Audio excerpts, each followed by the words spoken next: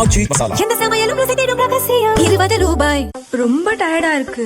இயற்கையான டேட்ஸ், பாதாம், பிஸ்தா, cash and honey கொண்டு தயாரிக்கப்பட்ட லயன் டேட் நட் பைட்ஸ்.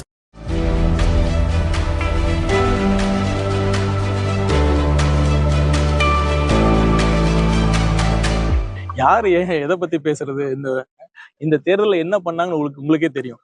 திரும்ப சொல்லணுமா? இந்த தொகுதியில ஒவ்வொரு தொகுதியிலும் எவ்வளவு இது பண்ணாங்கன்னு. கண்டிப்பா அதுல அந்த ஒரு சொல்ற மாதிரி குற்றச்சாட்டுகள்லாம் முற்றிலும் தவறானது, தேவையற்றது. இந்த நேரத்துல ஒண்ணு சொல்லிக்கிறேன். பாத்தீங்கன்னா, வெற்றி தோல்விங்கிறது இயல்புதான். தோல்வியிலிருந்து பாடம் கத்துக்கிட்டா அந்த கட்சிக்கு நல்லது. இதுவும் கீழே விழுந்தாலும் மீசையில மண் ஓட்டலங்கிற கதையா.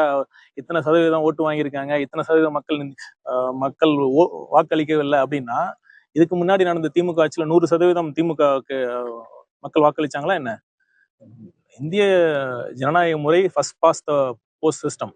அந்த சிஸ்டம், அந்த ஸ்கீம் அடிப்படையில தான் இவ்வளவு நாள் தேர்தலில் நடந்துச்சு. அதன் அடிப்படையில தான் திமுகவும் இத்தனை வருஷம் ஆட்சி பண்ணாங்க.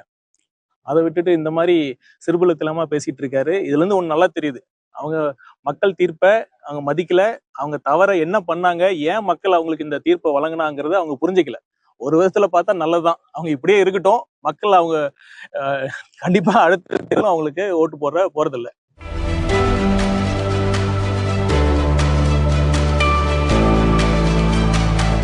தமிழக வெற்றி கழகத்திற்கு கிடைத்த ஆதரவு இருக்கு பாருங்க.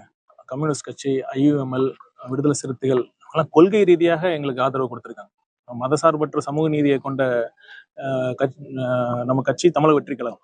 இதன் அடிப்படையில தான் இந்த கட்சிகள் எங்கள் கட்சிக்கு ஆதரவு கொடுத்திருக்காங்க. குதிரை பேரங்கிற பேச்சுக்கே இடம் இல்லை, அதுக்கான தேவையும் இல்லை.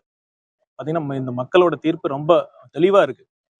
மற்ற ஆட்சிகள் வேண்டாம், மற்ற கட்சிகள் வேண்டாம், தமிழக வெற்றி கழகத்தின் தலைவர் முதலமைச்சராக வர வேண்டும் என்ற தீர்ப்பு தான் இந்த 2026 தீர்ப்பு. இந்த தீர்ப்பை அந்த மக்கள் தீர்ப்பை மதித்து தான் அந்த கட்சிகள் ஆதரவு கொடுத்திருக்காங்க. அதற்கான அவசியம் இல்லை. கண்டிப்பா எங்க தலைவர் அதுக்கு அனுமதிக்கவே மாட்டார்.